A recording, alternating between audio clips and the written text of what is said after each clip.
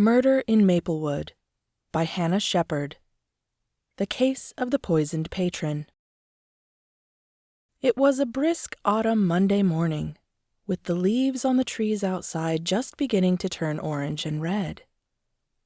Inside, Cora Reid's cafe, Espresso Yourself, was warm and cozy. The smell of freshly brewed coffee and baking bread filled the air. Cora moved from table to table, topping off her customers' drinks as they lingered over muffins and cinnamon rolls. Her dog, Archie, a brown and white Cavalier King Charles Spaniel, was curled up in a green upholstered armchair by the counter. It was his favorite spot, where he could almost always be found when the cafe was open. He rested his head on his paws and watched everything attentively. Espresso Yourself was a popular spot in Maplewood. Cora had worked hard to make it one in the 3 years she'd been open. She looked with satisfaction at the tables full of happy customers. Things were going so well, she might finally be able to relax a little. Her thought must have jinxed things. Bob Lambert, longtime local real estate agent and a regular at the cafe, suddenly stiffened in his chair with a gasp. He scattered his newspaper across the table as his hand shot to his throat. His face turned bright red, and with a strangled noise, he collapsed to the floor. Cora shoved the coffee pot onto a counter and rushed over. She pushed his chair roughly out of the way and knelt beside him on the wooden floor. His pulse. She had to check his pulse. It was rapid and weak. His breathing was shallow, and his skin felt clammy to the touch. She shook his shoulder and maneuvered him onto his back, tugging at the ugly green and orange tie that encircled his neck. "Bob! Bob, can you hear me?" His eyes flickered, but he couldn't respond. She wasn't even sure he heard her. His chest heaved as if he were gasping for air that wouldn't come. Cora turned to the blonde woman at the next table who was frozen in horror. "Call 911 and tell them we need an ambulance." As soon as she saw the customer move to dial her phone, she turned back to Bob. His face was an alarming shade of red now, and he seemed to struggle for every breath. She gently tilted his head back to open his airway. Was something blocking it? Cora listened closely. She could hear the air move in and out, but it was labored. His eyes fluttered, and he teetered on the edge of consciousness. What triggered this? Had he eaten something he was allergic to? Was it a heart attack? She didn't have any more time to think, because his breathing suddenly stopped. Cora immediately began CPR. Her hands moved out of habit, and she pressed down on his chest with firm, steady compressions. She counted silently to keep the rhythm. Fear swirled in the back of her mind, but she pushed it away. She had to keep Bob's heart pumping until help arrived. Within minutes, the wail of sirens pierced the air. Paramedics hurried through the door. One of them immediately took over chest compressions, while the other attached an oxygen mask to Bob's face. With coordinated precision, they lifted Bob onto a stretcher, securing him with straps before wheeling him rapidly toward the waiting ambulance outside. Cora moved numbly to the chair near the counter, absently stroking Archie's silky brown ears. The little dog trembled and whined in distress. Her heart raced. After all, she'd opened her cafe to get away from medical emergencies. She barely registered the paramedics driving off as she tried to sort through Bob's strange symptoms. "It just doesn't make sense," she muttered. "What doesn't make sense, Ms. Reid?" Cora blinked and looked up at an unfamiliar dark-haired man in a sharp gray suit. He seemed to be in his mid-30s, tall, lean, and deliberate. His piercing blue eyes were focused directly on her. "Detective Mark Jameson," he introduced himself, flashing the badge on his belt with one hand as he pulled out a notepad with the other. "What doesn't make sense?" The words tumbled out before she could stop herself. "I think Bob was poisoned." He looked at her sharply, and a flash of suspicion crossed his face. "Poisoned? Why would you say that? I thought the guy had a heart attack." Cora swallowed hard as she realized how that must sound. "I'm a nurse," she explained, her voice unsteady. "His symptoms, they didn't fit a heart attack. It looked like poison." The detective's eyes narrowed. He glanced around the cafe, then back to her. "What was Mr. Lambert eating? Drinking?" "All he ordered was a cup of coffee," Cora said. A chill ran down her spine. A cup of coffee she had personally handed him. "Thompson," he called. A burly, freckled police officer with short strawberry blonde hair came over. "Bag the coffee cup and get it tested." Thompson nodded and collected the cup, sealing it in a plastic evidence bag. He had to hold it carefully to avoid spilling the coffee inside. The detective turned back to Cora, his expression unreadable. "Don't leave town, Ms. Reid," he said. "We'll be in touch." As he walked away, Cora shivered. She had no idea how someone could have poisoned his coffee, but she decided to dump the rest of the pot, just in case. Cora could barely sleep that night. She dragged herself back to work Tuesday morning with a sick feeling in the pit of her stomach. It might have been her imagination, but she thought the breakfast crowd was thinner than usual. That afternoon, after she closed up shop, she went to buy groceries.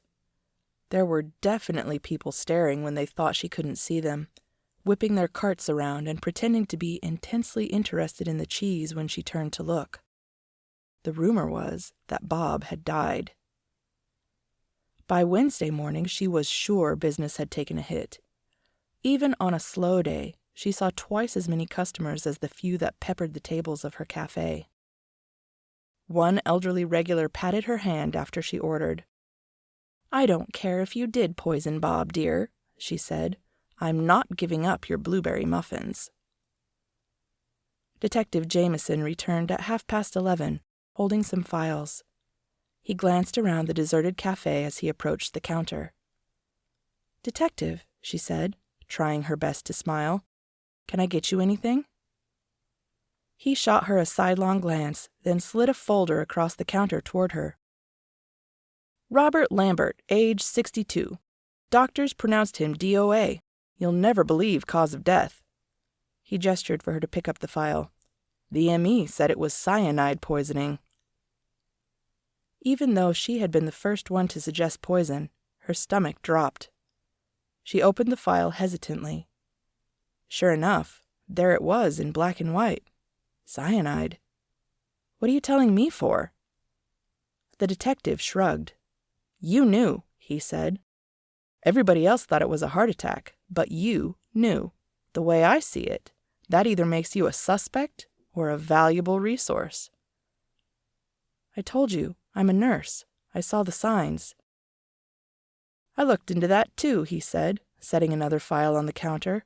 "Cora Reid graduated from Riverstone College in 2011. Worked the ER at St. Vincent's for 10 years before you quit, suddenly, in the summer of 2021. Why'd you go and do a thing like that?" Cora shrugged. The last thing she wanted to do was talk about that summer. "I got burned out." He let it slide. Instead, he flipped open her file.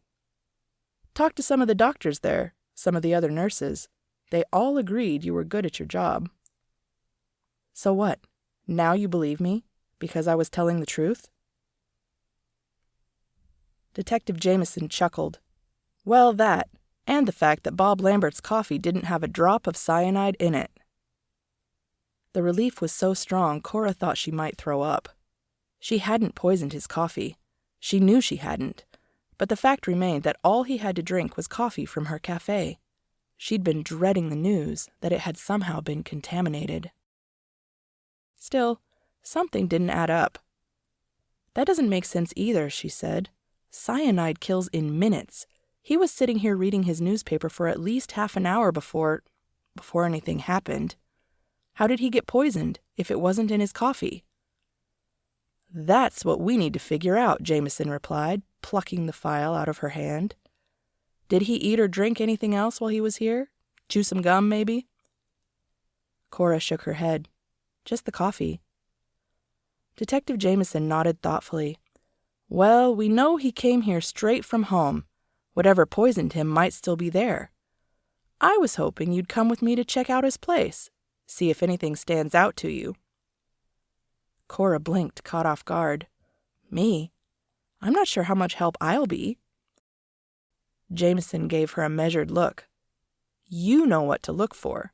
That makes you more valuable than you think. She hesitated and glanced around the cafe. Only a couple of customers were left, lingering over late breakfasts. It wasn't likely she would have too many more. The idea of getting swept up in this police investigation was surreal. Still, she owed it to Bob, and any lingering doubts about the safety of her cafe, to find out what happened. She sighed. I'm closing up in about 15 minutes. Then I can go with you. Jameson nodded. Take your time. I'll wait outside. After she locked up, Cora stepped outside, Archie trotting at her heels. Detective Jameson was lounging against his car. You're bringing the dog? He asked. Archie goes everywhere with me, she replied, trying to sound confident. She reached down and picked him up. Jameson looked like he wanted to say something, but instead he just shrugged. Let's get to it then. Bob Lambert's house was a modest single-story building with well-trimmed hedges and a manicured lawn. Inside, it was clean and quiet. The furniture and decorations were tidy, but gaps on the walls and dents in the carpet suggested some things had recently been removed. He lived alone, Jameson said. He checked his notes as they moved into the kitchen. Married for 35 years with 2 kids. Kids moved away years ago, and the wife, Linda, left him in April. Geez, are we sure this guy didn't poison himself? Cora set Archie down by the fridge. Oh, I don't know. He didn't seem depressed when I saw him at the cafe, but I didn't know him that well. She winced at a sudden thought. Cyanide is a nasty way to go, though. Good to know, he said. He jotted something down in his notepad. I'll follow up on the suicide angle. For now, though, it looks like murder. He flipped a page and chuckled. Word is the divorce was getting messy. You think that's funny? No, he said, waving off the suggestion. But could there be a more obvious suspect? Estranged wife gets tired of fighting about the terms of their divorce. She poisons her husband, and bam! Linda gets it all. No questions asked. Cora looked at him warily. Maybe, she admitted. You think the wife did it? If she did, she was smart about it, he said. She's been on an Alaskan cruise for the last 2 weeks. But you know what? Whoever killed him, the proof is here somewhere. He smacked his palm on the counter. Bob Lambert died of a fatal dose of cyanide. As far as we know, he took it at least 30 minutes before it killed him. What would delay its effect for so long? If he took it on a full stomach, possibly, Cora said slowly. Or if it was mixed with some kind of binding agent. That's good, that's really good, Jameson said. He scribbled rapidly on his notepad. So you're Bob. It's a Monday morning. You wake up to get ready for work. What do? He turned to Cora expectantly. I don't know. Take a shower, I guess? He flipped his notepad shut. Good call. Let's go check the bathroom. There wasn't much to see in the small, white-tiled room. The shower curtain was pushed aside, revealing shampoo, conditioner, and soap lined neatly along the edge. The sink was similarly organized. A toothbrush, toothpaste, mouthwash, shaving cream, and a razor were meticulously arranged on the counter, next to a stick of deodorant and a daily pill organizer. Detective Jameson opened the medicine cabinet to reveal a neat row of prescription bottles. He flipped it closed again, then picked up the tube of toothpaste and slid it into an evidence bag.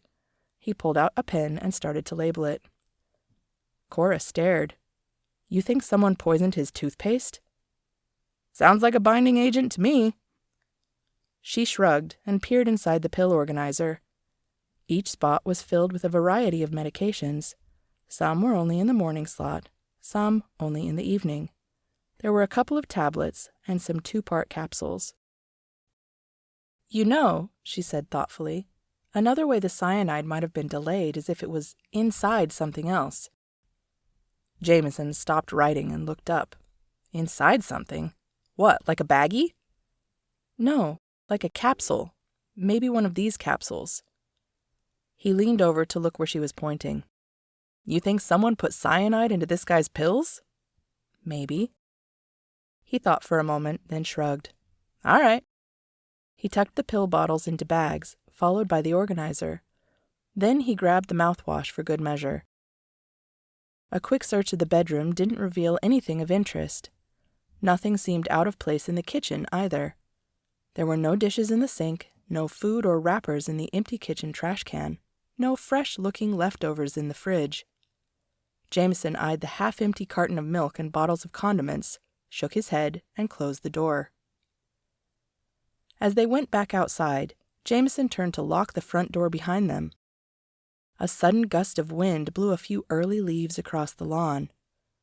Archie barked and chased them under a hedge of evergreen bushes by the driveway. "Oh, Archie!" Cora cried. She crouched down, patting her leg. "Archie! Come on, Archie!" Archie wriggled out from under the bushes and ran up to her. Something was in his mouth. "What's this?" She held out her hand. He wagged his tail and dropped whatever it was. Cora picked it up and rose to her feet. It was a little soggy, but clearly recognizable as a crumpled piece of lined paper. She smoothed it out and read it. Her breath caught in her throat. Scrawled in harsh, angry letters were the words, "Back off, or you'll regret it. This isn't over." She handed the note to Jameson, who had finished with the door. "This doesn't look like a woman's handwriting." He examined it carefully. "No, maybe not. But who'd want to threaten him besides his wife?" He turned the paper over, checking for anything else that might stand out.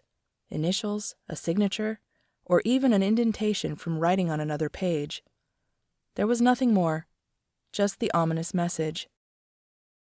They were almost back to Detective Jameson's car when Cora noticed a man staring at them over the privacy fence.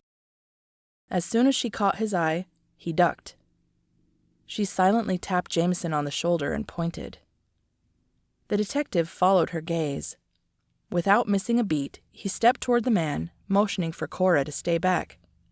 "Hey, you there," Jameson called out, his voice friendly. "Mind if we have a word?" The man hesitated, then slowly straightened to his full height and peered over the fence again. He was tall and lanky, with disheveled salt and pepper hair and a weathered face, as though he spent most of his time outdoors. His expression was guarded. Jameson flashed his badge. "Detective Mark Jameson, Maplewood PD. We're investigating the death of your neighbor, Bob Lambert. You mind telling us what you were doing here?" The man shifted uncomfortably, and his eyes darted between Jameson and Cora. "Name's Hank. Hank Evans. I live next door." He jerked his thumb over his shoulder at the house behind the fence. "I just saw you folks poking around Bob's place. Didn't know you were the police." Cora stepped a bit closer. "Hi, Hank. How well did you know Bob?" Hank shrugged and leaned on the fence. "As well as I ever wanted to. He wasn't the easiest man to get along with."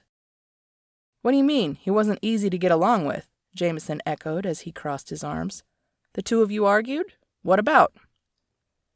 Hank scowled, clearly reluctant to elaborate. "The property line, mainly. He claimed my fence was 6 inches into his yard and threatened to tear it down.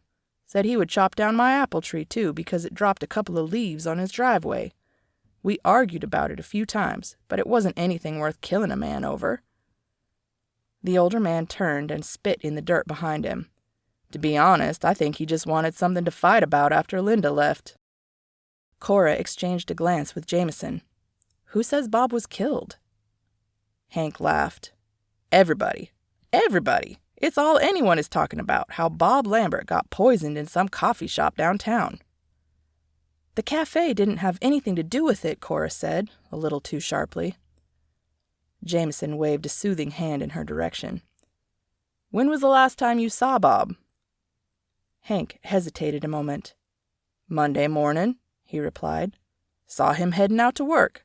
Didn't say anything, just left the house like always. Jameson pulled out his notepad again. Did anyone else come by recently, in the last week or so? Linda? Maybe someone unusual or out of place? Hank shook his head. Not really. I mean, his business partner, Carl, came by a couple of times, but that's normal. A few delivery drivers. Nothing that stood out. Linda hasn't been by for almost a month. She never comes when Bob is home anymore. And you can't think of anyone who might have wanted to hurt him? Hank's gaze flickered. Look, Bob wasn't the friendliest man. He could be a real pain, always pushing people, trying to get his way. But like I said, there wasn't anything worth killing him over. Jameson nodded and finished writing, closing his notepad with a flip of his wrist. All right, Hank, if you think of anything, even the smallest detail, you let me know, okay? Hank gave a terse nod and disappeared behind the fence. As they walked back to the car, Cora couldn't shake the feeling that Hank Evans knew more than he let on. Do you think he's involved? She asked quietly. Jameson shrugged. He's hiding something, but it might just be how much he hated his neighbor. We'll keep an eye on him. Come on, let's go talk to the business partner, Carl Mason. They parked in front of a small brick office building near the old town square. Cora glanced at the sign uneasily.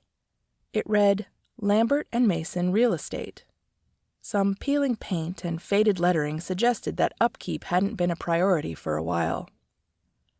Inside, the reception area was deserted.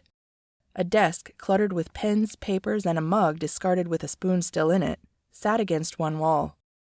It smelled faintly of dust and musty old carpeting. The whir of a paper shredder came from the back.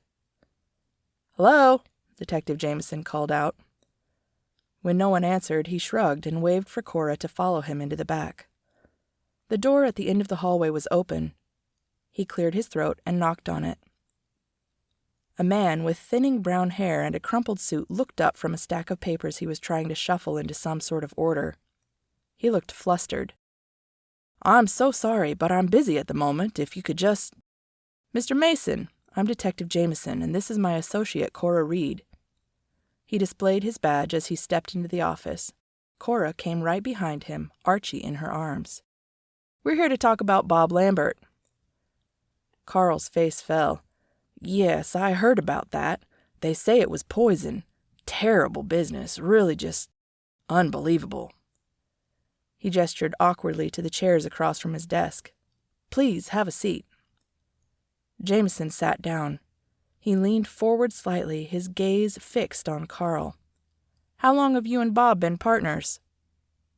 Carl shifted in his seat, glancing down at the papers on his desk as if they might offer some answers.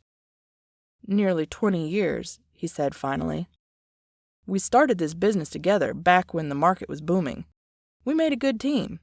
Honestly, I'm not sure how I'll manage without him." Cora, who had remained standing, watched Carl closely as he spoke. He did seem stressed, but more as if he were anxious than grieving a long-time business partner. Jameson nodded. 20 years is a long time. You must have known him well." "Oh, yes," Carl chuckled, but it sounded hollow. "Bob was, well, he was Bob. Stubborn as a mule, but we got along well enough. We had our disagreements, but who doesn't in business?" "What kind of disagreements?" Jameson asked, his tone casual. Carl hesitated, fiddling with a pen on his desk. "Oh, the usual. Bob was more of a risk-taker, always looking for the next big deal. I preferred to play it safe, so we butted heads sometimes.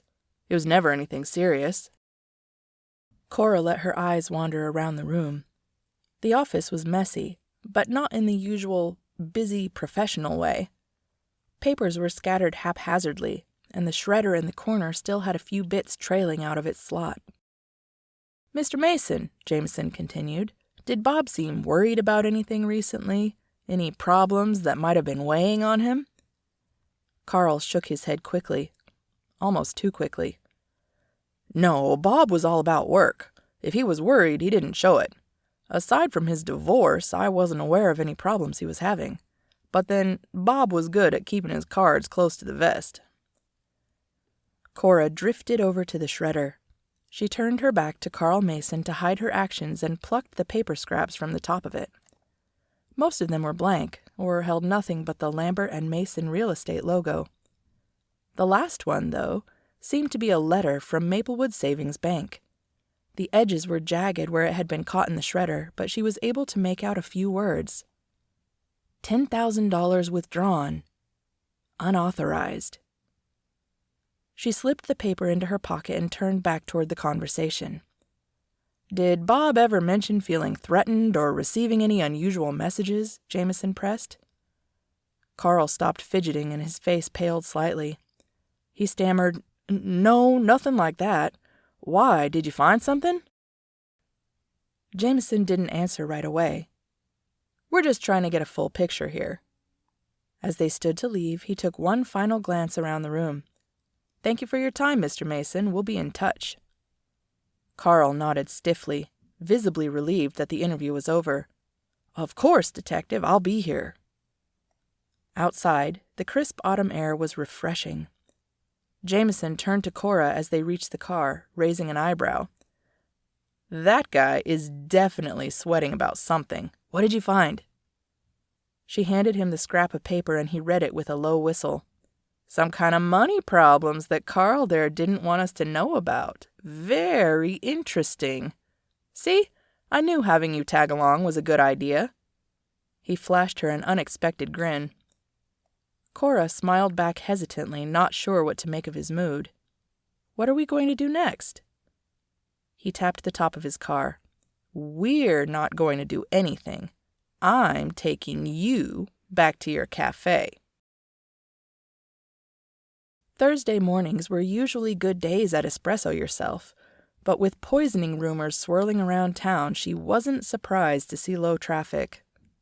It was probably for the best, since she was incredibly distracted. She couldn't even concentrate on wiping down tables. Every time someone came in the door, she looked up to see if it was Detective Jameson. She gave herself a mental shake. "I don't need to get dragged into this, do I, Archie?" Archie looked up at her from his chair with sad eyes, his head on his paws. Bob's death was a shock, but the police were handling it. She was a cafe owner, not a nurse anymore, and certainly not a detective. Part of her missed yesterday's excitement. Still, it was better if Jameson didn't come back. It was better if she didn't get involved. Just as she had convinced herself of that, the bell over the door jingled and Detective Jameson strode in. He scanned the cafe. Their eyes met, and he walked straight over. "Morning, Detective," Cora said, trying not to sound too eager. "Can I get you a coffee?" Jameson waved a hand dismissively. "No thanks, I've had my fill today." He sat down at the counter, leaning on his elbows. "I wanted to update you on Hank Evans." Cora's brows shot up. "You're back to Hank? I thought Carl Mason was our main suspect." Jameson gave her a crooked smile. "We're not going to forget about Carl, but Hank's problems with Bob run deeper than he let on yesterday." Cora wiped her hands on a dish towel, her curiosity piqued despite herself. "What kind of problems?" Jameson pulled his notepad from his jacket. "Turns out, Hank Evans and Bob Lambert have been at each other's throats for years. Property disputes, constant complaints filed against each other, mostly from Bob, but Hank wasn't shy about retaliating. There's even a police report from last year. Bob threatened to tear down Hank's fence." "The police were called over a fence?" Cora frowned. "That seems petty."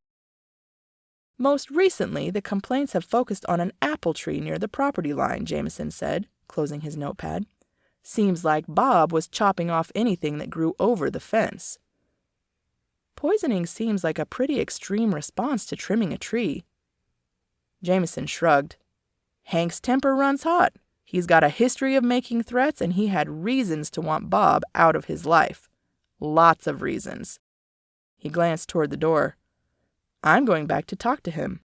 It's almost closing time. You interested in tagging along? Cora hesitated. This was her moment to say no, to bow out gracefully and go back to her peaceful life making scones and running a sleepy small-town cafe. She sighed, and a small smile tugged at the corners of her mouth. I suppose I've got time for a little sleuthing. Jameson's grin was brief but genuine. Good, let's go. Hank Evans' home was old and run down. The shaggy yard was dominated by an overgrown garden, with tools strewn about haphazardly. The house itself could use fresh paint, and the front porch sagged slightly. Cora followed Detective Jameson up the creaky steps while Archie trotted alongside her. Jameson knocked firmly on the door. I can see why a neat freak like Bob Lambert would have a problem living next to this guy. After a few seconds, Hank opened the door, his face tight with annoyance. What now? We'd like to ask you a few more questions, Jameson said smoothly. He stepped forward just enough to suggest it wasn't really a request.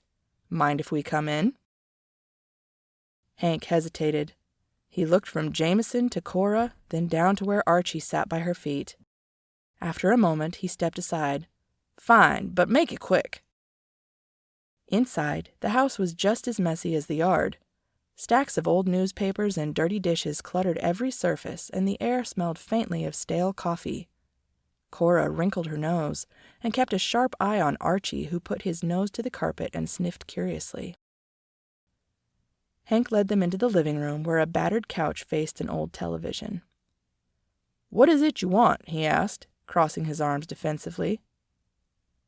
You told us yesterday your argument with Bob was just a property line dispute, Jameson said. We found records of multiple complaints stretching back years. Care to explain? Hank's jaw clenched. I already told you. Bob was a thorn in my side. He thought he could do whatever he wanted because he had money and a fancy job. That doesn't mean I'd kill him. Jameson didn't react to the outburst. We found a threatening note at Bob's house. It said, back off or you'll regret it. Hank's eyes flickered and his fingers twitched slightly. I didn't write that. Jameson leaned forward, his voice calm but insistent. You sure about that, Hank? Because the police report was very specific. Those are almost the exact words you were yelling at him when the police arrived. Before Hank could respond, Archie nudged a pile of old newspapers with his nose. A small notebook slipped to the floor, landing with its pages open. Cora bent down to pick it up. As she flipped it over, she saw its pages were filled with scrawled notes. The handwriting matched the paper found at Bob's house. Jameson, she called, holding up the notebook. Hank's face flushed. Well, that's nothing, just some old notes. Jameson took the notebook from Cora and flipped through it. His expression hardened as he did. Looks like you lied to us, Hank. Hank's shoulders slumped and he let out a bitter laugh. Fine, I wrote the note. I left it on Bob's windshield after he started cutting branches off my apple tree. I was angry. I wanted to scare him off. Not that it worked. Why didn't you tell us this yesterday? Jameson asked. Why didn't I volunteer to be a suspect, you mean? Hank snapped. I didn't kill him. Yes, I was angry. Who wouldn't be? But I'm not a murderer. You said it didn't work, Cora interrupted. What do you mean? Hank shrugged. Nothing happened. He didn't care at all. Bob found it, but he crumpled it up, tossed it, and drove off. That's the last time I saw him, I swear. Jameson studied him for a long moment before he slipped the notebook into an evidence bag. We'll see about that. Do you have any cyanide, Hank? Hank looked at him in disbelief. Cyanide? I wouldn't even know where to get something like that. Apple seeds. Cora said suddenly. "There's cyanide in apple seeds." Jameson's eyes narrowed. "Apple seeds contain cyanide?" Cora nodded. "Yes. Not a lot. You'd have to use 50 seeds or more for a fatal dose. But it's there." Hank let out an incredulous snort. "You think I turned apple seeds into poison? That's insane." "Looks like we got enough to bring you in for questioning, Hank," Jameson said. "You're going to have to explain yourself a little better down at the station." Detective Jameson dropped Cora back at her cafe on the way to the police station. She spent a few hours baking and tried to get some bills paid. Her bookkeeping had fallen a little behind, what with the murder and all. If they had finally caught the killer, maybe she could get things back on track. Her thoughts were interrupted by a tap on the front window. Jameson waved at her through the glass, and she unlocked the door to let him in. He looked far less sure of himself than he had that morning. "Back already?" Cora asked. Jameson sighed and sat down heavily at what was quickly becoming his regular spot at the counter. "We had to let him go." Cora blinked in surprise. "Let him go? Why?" He rubbed the back of his neck, clearly frustrated. "Turns out, extracting cyanide from apple seeds requires specialized equipment, which Hank doesn't have. Not to mention, as his lawyer pointed out, apples are not exactly hard to get. Having access to a bunch of apples doesn't prove he used them to make poison. The prosecutor agreed with the lawyer, so we cut him loose." Cora felt a pang of guilt. "So I sent you off on a wild goose chase?" "No," Jameson said, shaking his head. "It was a good lead. It just didn't pan out. It happens." He paused and drummed his fingers on the counter. "Hank Evans is a strong suspect. He might have gotten the cyanide from somewhere else." "Are we back at square one?" He grinned. "Not quite. Wait till you see what I got from Maplewood Savings." At Lambert & Mason Real Estate, the two of them headed straight to the back office. Cora didn't think it was her imagination that there were fewer papers on the desk than there had been the day before.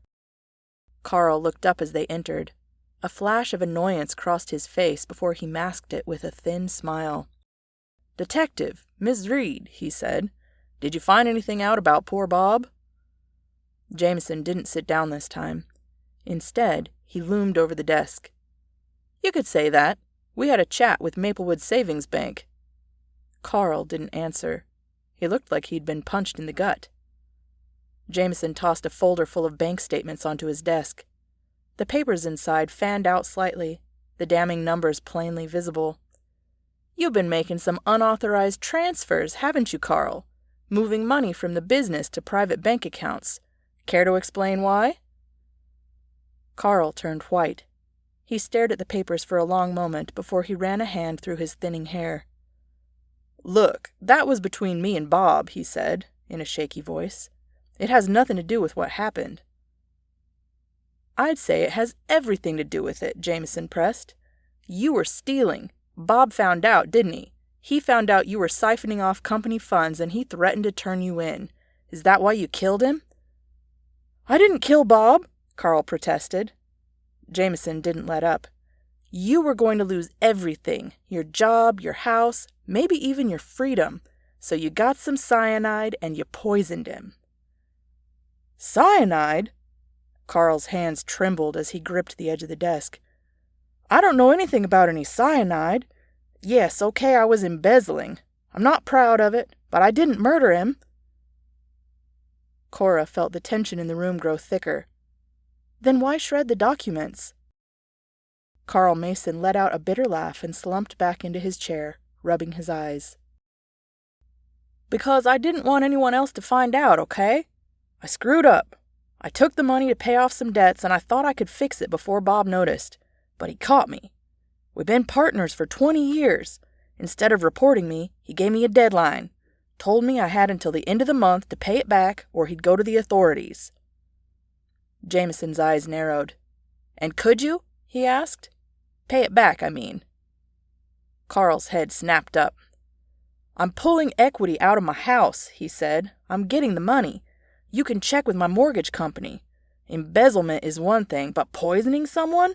With cyanide? That's not me. I'm not a murderer." Jameson studied Carl for a long moment. Then he grabbed the folder and slipped the papers back inside. "You better be telling the truth, Carl. We're going to keep looking into this. You're not off the hook yet." Carl nodded, his eyes glued to the floor as they turned to leave. Cora broke the silence once they were back in the car. "You believe him?" Jameson sighed, shaking his head uncertainly. "We'll follow up on that mortgage thing, see if he really has the money to pay Bob. Until then, Linda Lambert is supposed to get back tonight. We'll talk to her tomorrow." Cora kept a firm grip on Archie as she and Detective Jameson returned to Bob Lambert's house. "Don't you think it's strange that she's staying here?" she asked. "No reason why not," Jameson replied as he knocked on the door. "Her husband's dead. It's her house. Legally, she has every right to be here." The door opened slowly to reveal a tall brunette in her mid-50s. Linda Lambert was composed and impeccably dressed. She greeted them with a sharp nod and moved to allow them inside. "Mrs. Lambert, thank you for agreeing to speak with us," Jameson said. They followed her to the living room, where a few cardboard boxes stood in a corner. "Are you packing?" The widow glanced at the boxes, then sat down gracefully on the edge of a chair and crossed her legs. "I've been moving things from my apartment all morning," she said. "There's no reason to keep two places, not when my name is still on the mortgage." "That seems a little fast," Cora noted as she set Archie down. Linda looked at her, then down to Archie, then back to Cora. Her lip curled slightly. "It's no secret that my husband and I were going through an acrimonious divorce. I've hardly seen him without my lawyer for months, and that's the way I wanted it. Now he's gone and gotten himself murdered. I had to cut my cruise short and come back here to handle the paperwork and the funeral. You'll excuse me if I don't give the house a mourning period before I move back in." Jameson remained standing, his notepad ready. "You said you were on a cruise at the time of Bob's death?" Linda nodded and pulled out her phone. "Yes, I have my plane tickets to Alaska, my cruise reservation, and pictures I can show you. Will that do?" She tapped her screen, scrolling through picture after picture of her on the deck of a cruise ship, standing by glaciers, eating in the dining hall, and posing with other passengers. Jameson nodded, scribbling something down. "We'll need copies of those." "Fine," Linda agreed. She pulled her phone back. "I hope you understand why I want to make it clear that I haven't been anywhere near here for weeks. It's obvious that Bob's death makes things easier for me, but I didn't have anything to do with it." Jameson closed his notepad, his expression unreadable. "Thank you for your time, Mrs. Lambert. That'll be all for now." Linda nodded. "You know where to find me." Back at the cafe, Cora poured 2 steaming cups of coffee and slid one across the counter to Jameson. She felt unsettled by the interview with Linda Lambert. Something about her answers seemed calculated. "She certainly didn't seem too torn up about Bob," she said. Jameson sipped his coffee and nodded. "No, she didn't. But with how public their divorce was, that would have come across as phony. The problem is she's got a solid alibi. Those pictures don't lie. She was on that cruise when her husband died." Cora frowned, tapping her fingers on the counter. "There's just something about her that doesn't sit right." Jameson set his cup down. "I agree." He leaned forward slightly, his voice lowering. "That's why I dug into her background." He reached into his jacket and pulled out an old photograph, which he handed to Cora.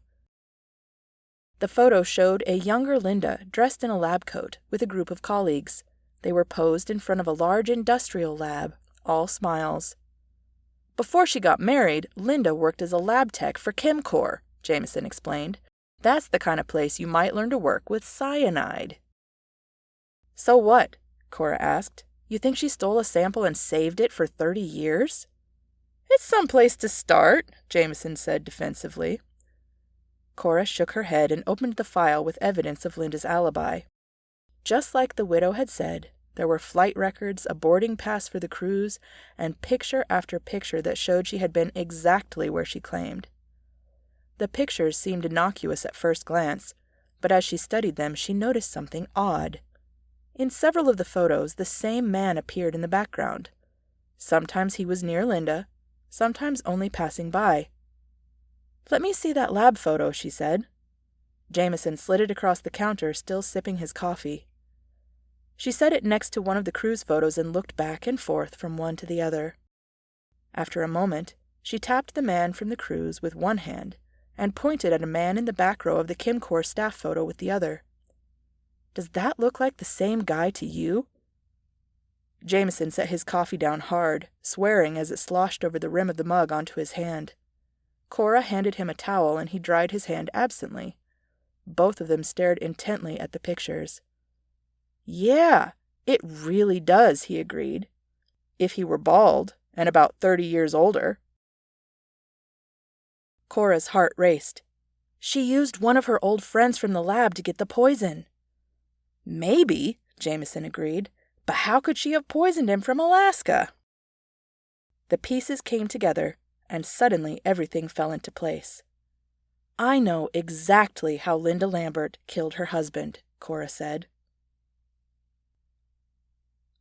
The cold light of the interrogation room buzzed overhead, casting a sharp glare on the metal table where Linda Lambert sat. She looked calm, her hands neatly folded in front of her. Detective Jameson and Cora sat across from her, watching her every move. Jameson leaned forward slightly. "We've been over this, Linda. Your husband was poisoned with cyanide. You've got the background and the knowledge to pull it off, but we want to hear your side of the story." Linda's eyes flashed coldly. "And as I told you, I was on a cruise, thousands of miles away. I couldn't have done it." It was time to push, and since this was Cora's idea, she was going to do it. She reached under the table and pulled out a small, sealed evidence bag. Inside was a bottle of Bob's medication, oblong purple capsules. She placed it carefully on the table, watching Linda for a reaction. Linda turned pale. Her eyes flicked to the bottle and quickly away. "You didn't have to be here to kill your husband," Cora said. "I don't know what you're talking about." Cora leaned forward, her eyes locked on Linda's face. "You were in the middle of a terrible divorce. Bob was dragging it out. Everyone we've talked to mentioned how stubborn and argumentative he was. You were both adults. Your kids were grown and gone. It should have been fast and easy, but he was making it take as long as possible. It was sucking you dry. Financially, emotionally. You couldn't take it anymore." Linda's lips tightened into a thin line, but she remained silent. "You asked for help from an old friend of yours," Cora continued. She slid a photo of the man from the cruise onto the table. "Simon Blake. Maybe you were dating him, maybe not. It doesn't matter. What matters is that you worked with him at Kimcor 30 years ago. He still works there. He had access to cyanide, the kind you needed. All it took was a couple of pinches." Linda's face grew tighter, and her fingers clenched into fists. "Here's what happened." Cora gestured to the evidence bag. "You slipped into the house one day while Bob was at work. You opened up a couple of his pills, emptied them, and refilled them with cyanide. Then you closed them back up and put them in the bottle. That was the day you murdered your husband. You knew that one day he would take those pills, and when he did, you'd be miles away. You were counting on that, weren't you?" Linda's eyes darkened. For a moment, Cora thought she wouldn't speak. Then, like a dam breaking, Linda snapped. "You have no idea what it was like," she hissed, her voice low and full of venom. "Bob was impossible. He was taking everything. He dragged me through the courts, made me feel like I was nothing. Every day it was another demand, another way to keep me under his thumb." She glared at Cora, her eyes flashing with anger. "I didn't have a choice. He was going to destroy me. I just needed him gone." "So you poisoned him," Cora said quietly. Linda's eyes burned with resentment. Her lip curled in rage. "He deserved it," she spat. "After everything he did to me, he deserved it." Jameson stood slowly and pulled out his handcuffs. "Linda Lambert, you're under arrest for the murder of your husband, Robert Lambert. You have the right to remain silent." But Linda wasn't listening anymore. Her head fell forward as Jameson cuffed her hands, and tears rolled down her cheeks. The next morning, Cora watched the crowd in Espresso Yourself with satisfaction. Linda Lambert had poisoned her husband Bob from Alaska while she was on a cruise with another man. Such sensational gossip had spread through the town like wildfire, eclipsing any old rumors that he had been poisoned by his coffee at the cafe. Now, everyone and their dog wanted to visit the spot where the salacious deed played out. If this kept up, she'd recover her lost sales and then some. She was surprised when Detective Jameson came in, long before closing time. The case was over, and the killer had confessed. He didn't need her anymore. Still, he came right over to his spot at the counter and sat down. Cora paused. "Can I get you something, Detective?" Jameson reached over to pat Archie on the head. Then he put his elbows on the counter and rubbed his temples. "No, you already got me plenty. It's a good thing she confessed, since the lab didn't find a trace of cyanide in Bob's pills." Cora shrugged. She probably only poisoned 1 or 2. That would have been enough to kill him, but they would have been destroyed in his stomach. She hesitated. It was actually a brilliant plan. Jameson nodded. "You know, you got a good head for this kind of thing." Cora shrugged again, but she was pleased. "I am pretty good at puzzles." He snorted. "You can say that again. Maybe I will have something after all. Do you have any muffins? Blueberry, chocolate chip, or banana nut?" Jameson smiled faintly. "Blueberry sounds good." Cora turned to grab the muffin with a sense of satisfaction. The case might be over, but something told her this wasn't the last time she'd be seeing Detective Jameson.